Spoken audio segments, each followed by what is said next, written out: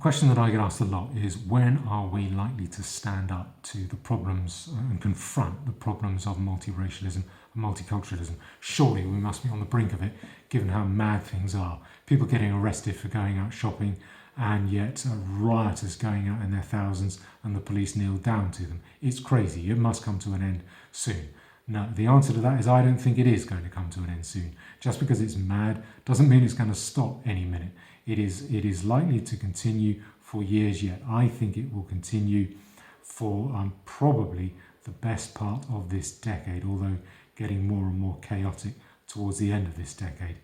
I've been hearing for the last 10 or 15 years people saying, we're on the brink of rising up, we're on the brink of things bubbling over, we're on the brink of changing our minds and telling the authorities we're not going to put up with it anymore. No, wrong answer. That hasn't happened. I don't think it's about to happen now. The reason it hasn't happened, the reason it isn't happening now, is because the bulk of the population are not concerned about civilization first and foremost. The bulk of us are concerned about our survival, particularly our financial survival, which for most of us means employment and welfare. That is what people are looking to government to do. That doesn't mean we're materialistic and self-centered. It's just a fact of nature that we want to provide for our own survival first. Civilization is normally secured in that way. People do what they need in order to enhance their security, and that tends to promote civilizational security as well. But we live in mad times. That's not the case at the moment. But people are not standing up at the moment. They're not going to do so for some years, in my view. Now, there are some people who are aware of the fact that voters and that the general public are not confronting these problems, are not willing to confront these problems yet. And what they're saying is, yes, but that's all about to change because we're on the verge of rapid runaway inflation. That's going to blow the system apart, and then people will wake up. No, that is not about to happen. Well, I don't think it's about to happen. We are on the verge of more of what we've had so far, probably an increasing amount, and that is deflation and stagnation.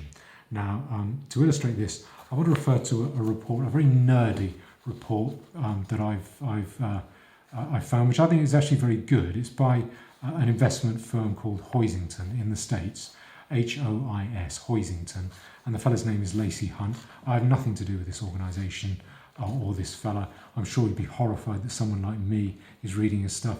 Doesn't matter. It's nerdy, but it's useful because it gives us pointers to what is coming, what is likely to happen. And that helps us answer the question, when are we going to stand up and confront the problems, the civilizational problems that we face, the problems of demographic replacement, the problems of ethnic hostility, the problems of anti-European hostility in all our countries and across Europe. Now, what that report, that Hoisington report says is that there are a number of factors leading to rapid deflation. I'll go through them. Firstly, we have at the moment sharp recession. There is an unprecedented level of recession, the biggest since 1945, one of the biggest for the last 150 years. And secondly, that recession is shared throughout pretty much all the countries around the world. I think they say 92.9% of the countries around the world are in recession. That's unprecedented. So you don't have a country like China or America that can trade the other countries out of recession. And then thirdly, the response to that recession is borrowing. Big businesses borrowing money at very low interest rates simply to ensure their survival. Businesses that ought to go broke because they're not very productive, they're able to keep themselves limping along because they can borrow money to just keep them in survival mode. That's what's referred to as zombie companies, the zombie economy. And governments as well, borrowing, printing and lending money into the economy, trying to create some kind of inflation, to stave off deflation, to stave off recession. The problem with that is debt creates more deflation, more recession down the road. For the simple reason, if you borrow money and then you don't make more money with it than you borrowed, you have less money to spend next year because you've got to live and you've got to pay off the debt you took on last year. So that debt creates more deflation. And so what we're likely to see is stagnation and more of ordinary people feeling squeezed, seeing their employment prospects going down, seeing their incomes contracting, just feeling that times are tougher and tougher. The response to that is likely to be more public anger for economic reasons, so more of the yellow vests that we've seen in France, more Black Lives Matter riots, more Antifa, more Occupy. I think we would like to see a return of Occupy or some rebranding of that group. And that is likely to be made more intense by the fact we're likely to see quite rapidly increasing inequality. We've been seeing it since about the mid-1970s.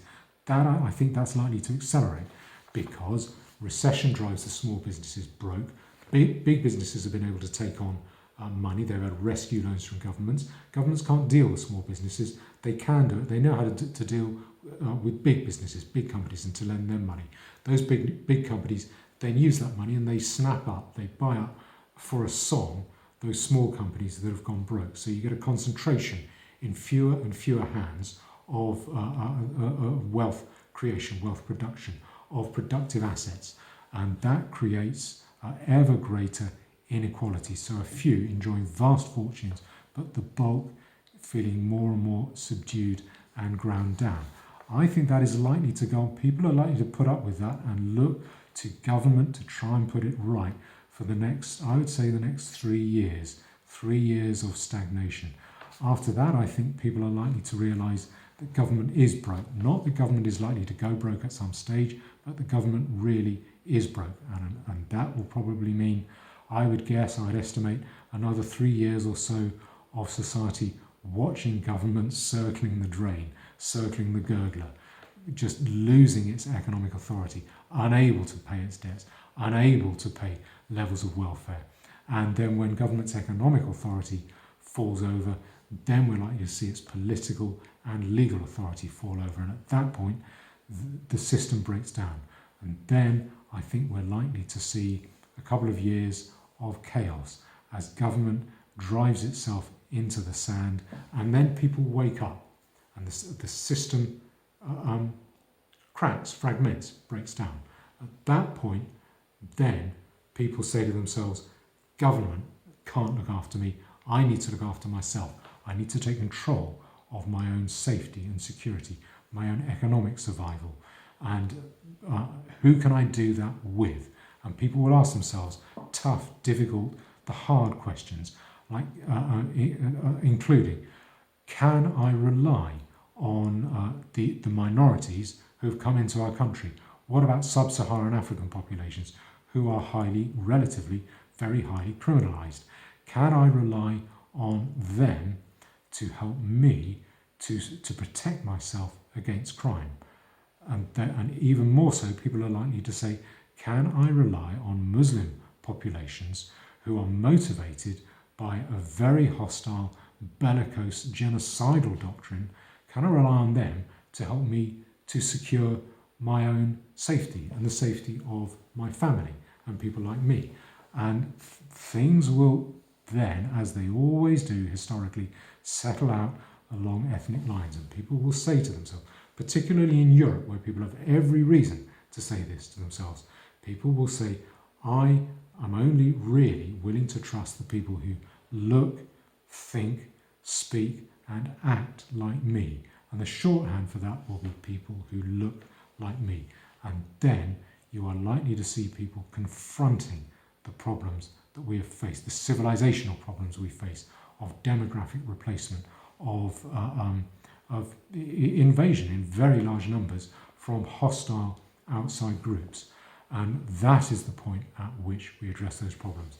Towards the end of the decade, after 3 years of stagnation, 3 years of governments going broke, 3 years of government, the system 1 or 2 years of the system breaking down, then I think we're likely to address things properly, but not until then.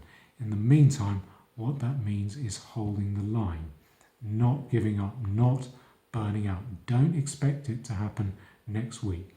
Expect that you're in it for the long haul. What I'm doing is trying to hold the line by restricting the growth of mosques, because mosques delineate territory. The more we can restrict that, the easier it will be for us to deal with the situation when the system breaks down. And find something like that you can do that helps you to hold the line, because there's years more to go yet. Thank you.